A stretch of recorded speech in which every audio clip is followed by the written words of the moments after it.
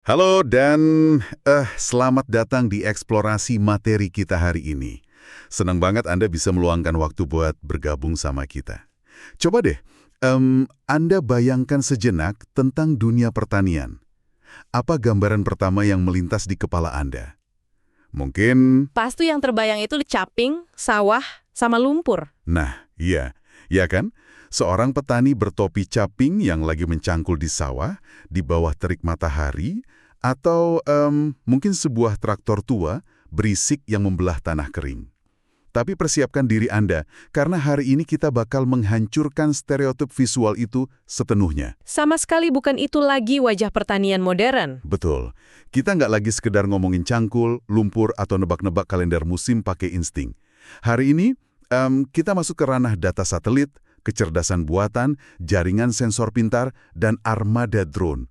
Peternakan dan perkebunan masa depan itu, Itu bukan cuma konsep di film fiksi ilmiah. udah terjadi di sini. Saat ini juga. Dunia kita emang sedang menghadapi ultimatum yang sifatnya sangat mendesak. Populasi manusia di bumi ini kan terus melonjak tanpa henti ya, yang berarti kebutuhan kalori dan pangan global itu meroket tajam. Di sisi lain, sumber daya fisik yang kita punya, Lahan makin sempit ya. betul, luas lahan subur yang tersedia dan cadangan air tawar itu justru makin menyusut dari tahun ke tahun. Kita udah nggak bisa lagi mencetak lahan pertanian baru secara masif tanpa merusak ekosistem hutan yang tersisa. Nggak mungkin babat hutan terus-terusan. Iya, solusinya berpusat pada optimalisasi. Nah, inilah kenapa pertanian presisi menjadi fondasi mutlak dari ekosistem smart farming masa depan. Kita tuh dipaksa oleh keadaan buat jadi jauh lebih cerdas, presisi, dan berbasis data dalam mengelola setiap jengkal tanah pertanian. Paham?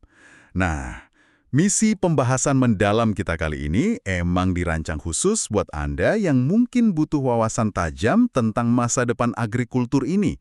Tentunya tanpa harus tenggelam dalam lautan teks akademis. Mm-mm. Kami berdua akan membedah sebuah materi perkuliahan yang sangat padat dari program studi S1 Agroteknologi Fakultas Pertanian.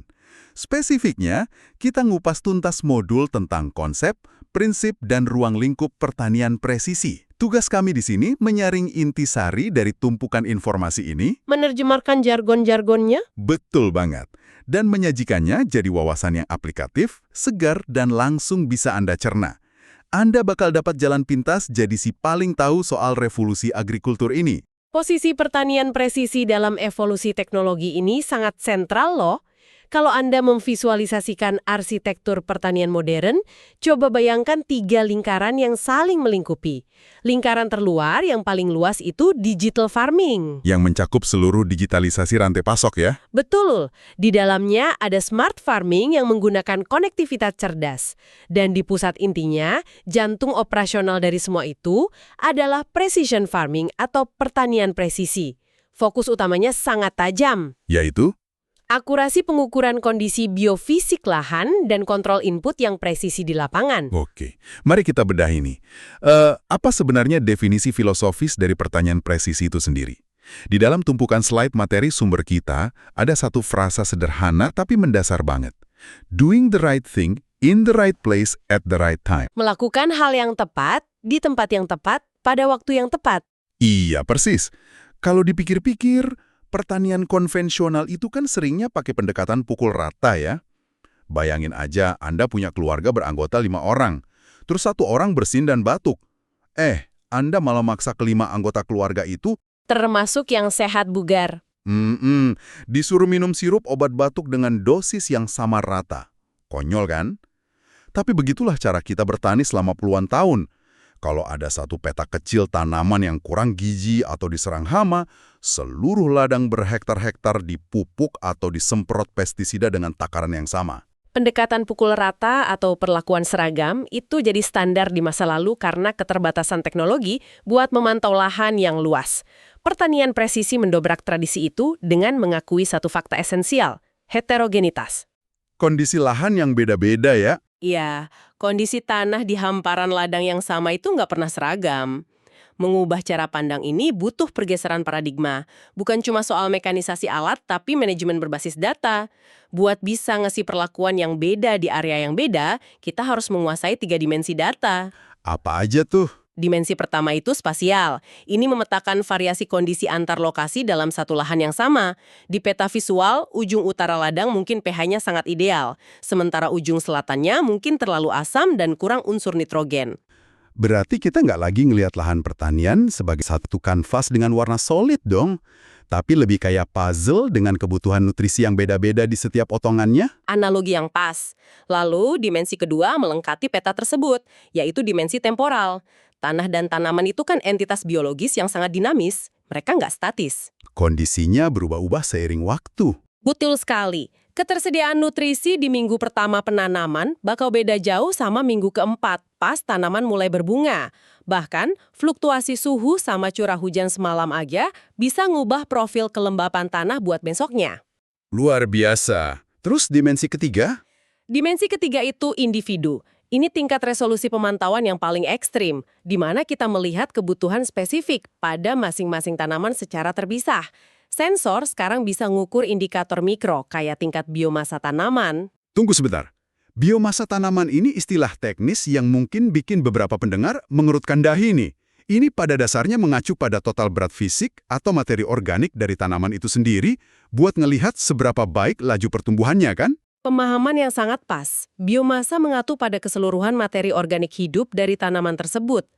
Kalau satu titik area di ladang menunjukkan biomasa yang lebih rendah dibanding sekitarnya pada umur tanam yang sama, itu adalah sinyal peringatan dini.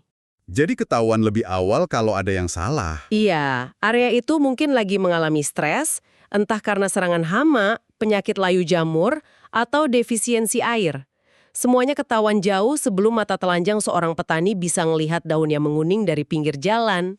Jadi apa arti dari semua ini? Kenapa Anda, sebagai pendengar yang mungkin lagi nyetir menuju kantor atau lagi nyiapin presentasi bisnis, harus peduli sama fluktuasi data spasial dan temporal dari sebidang tanah pertanian? Jika kita kaitkan ini dengan gambaran besarnya, seluruh pengumpulan data yang rumit ini bermuara pada apa yang disebut sebagai 3 dimensi keberhasilan.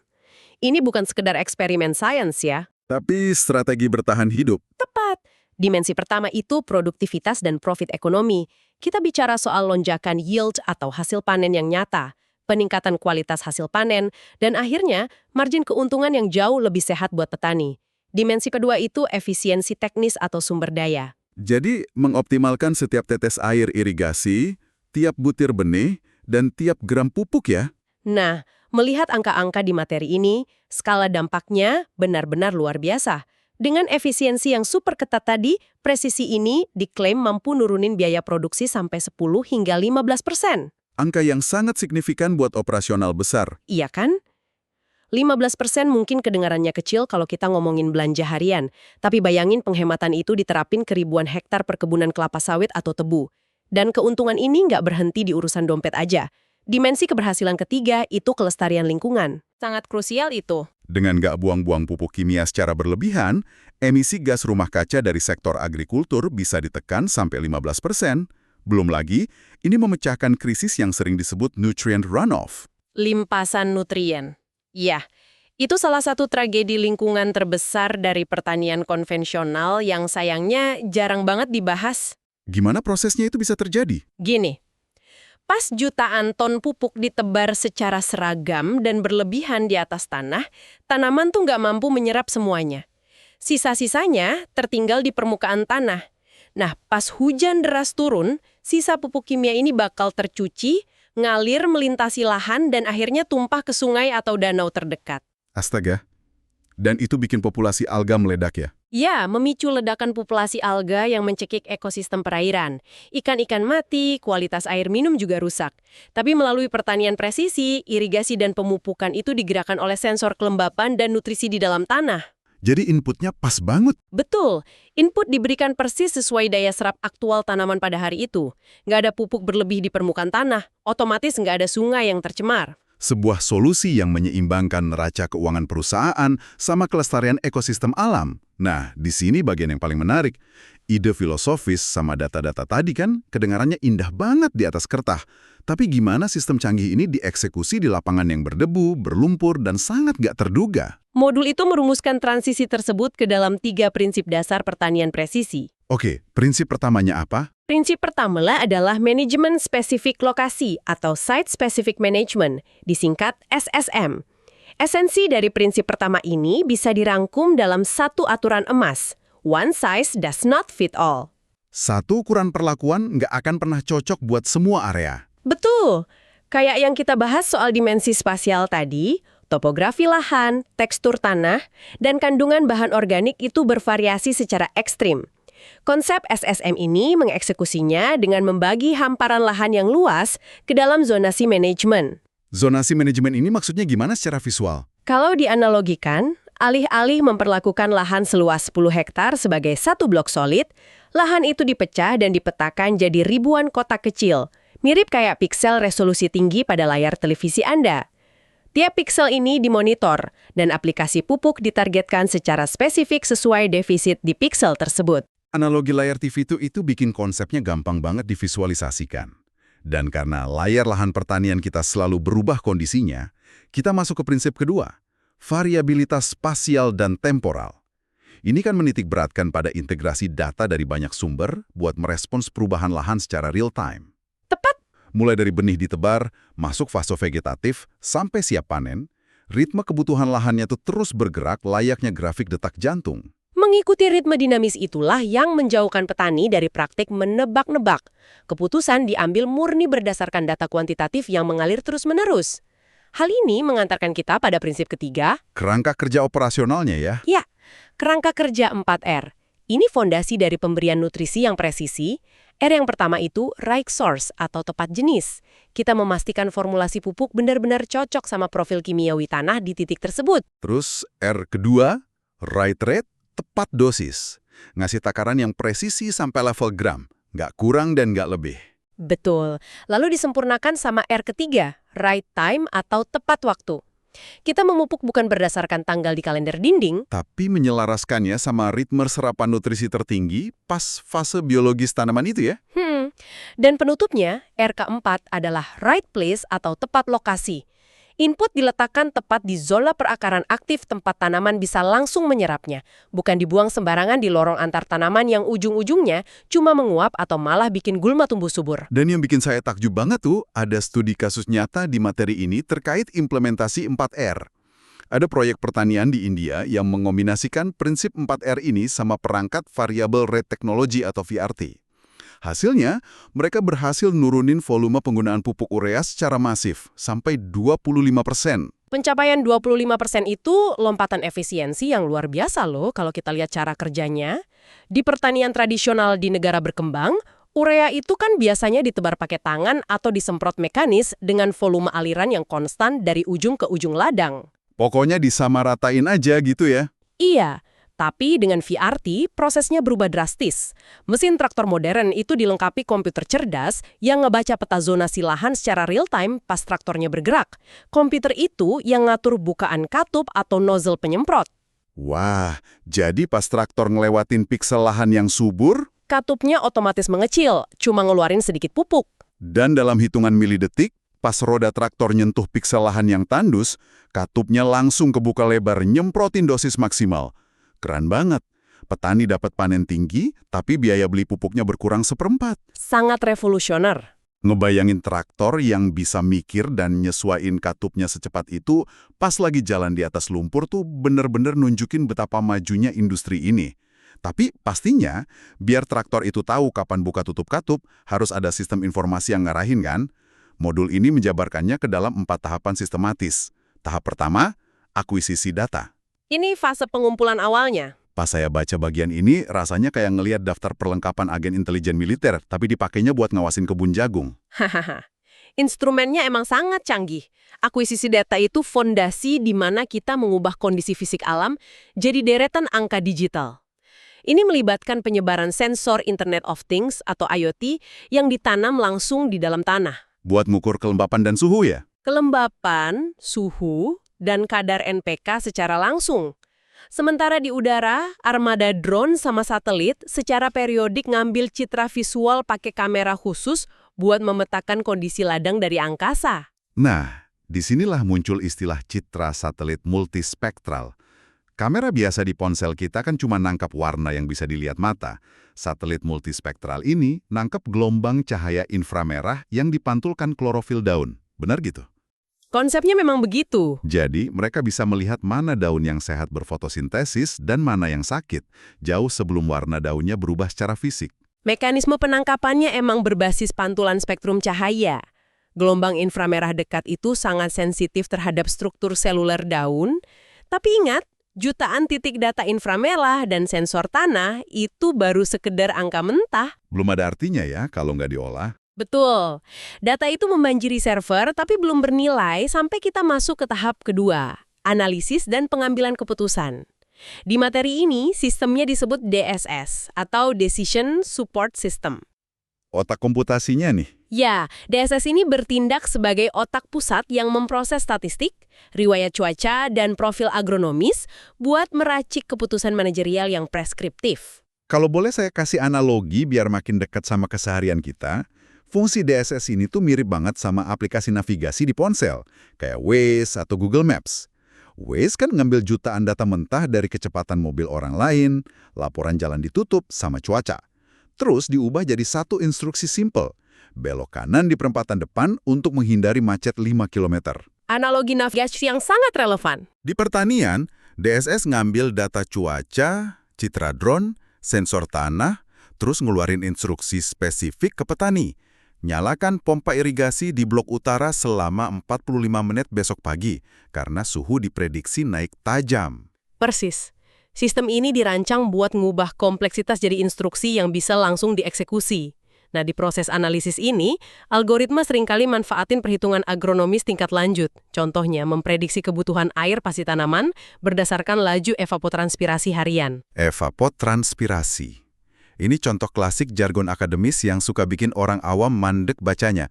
Kalau kita bedah, ini pada dasarnya gabungan dua proses pelepasan air ke udara kan? Evaporasi itu penguapan dari permukaan tanah karena panas matahari. Terus transpirasi itu uap air yang dilepaskan secara alami dari pori-pori daun. Presisi sekali penjelasannya.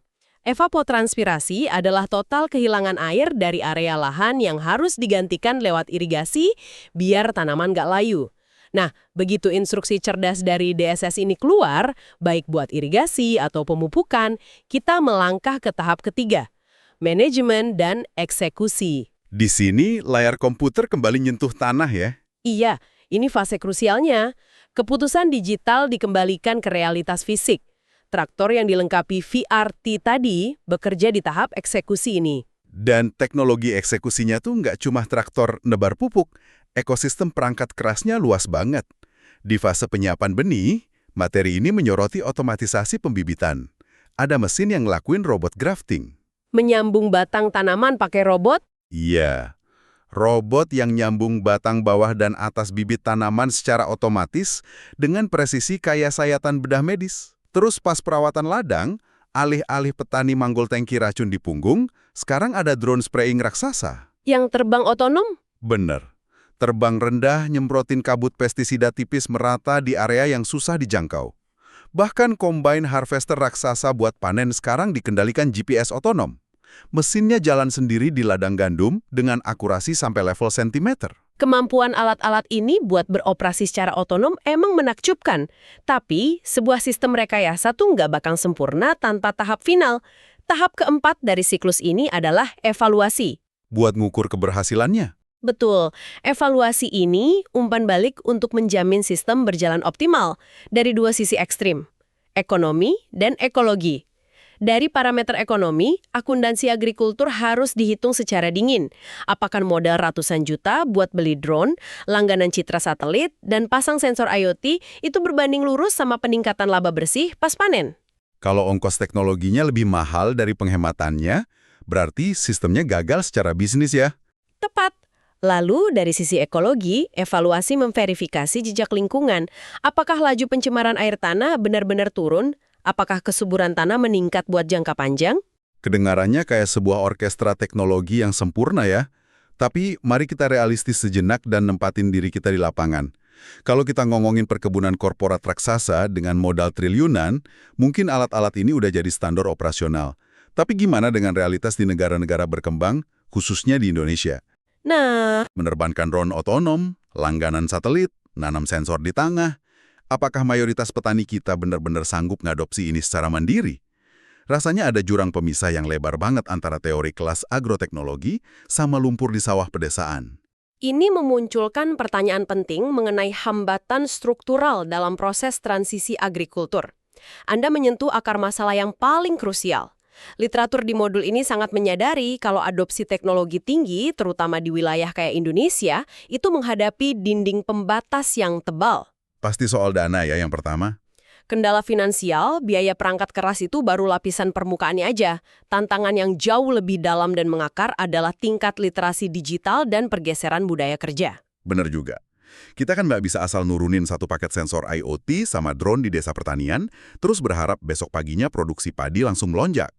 Kurva pembelajarannya curang banget. Memang butuh perombakan pola pikir antar generasi. Sebagian besar komunitas petani tradisional beroperasi pakai warisan kearifan lokal, insting, dan pengamatan visual dari orang tua mereka.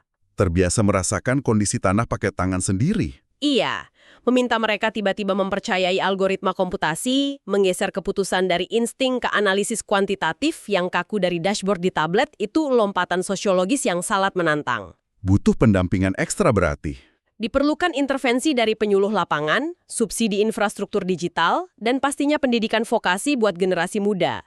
Biar pertanian presisi ini nggak cuma jadi hak istimewa korporasi besar aja.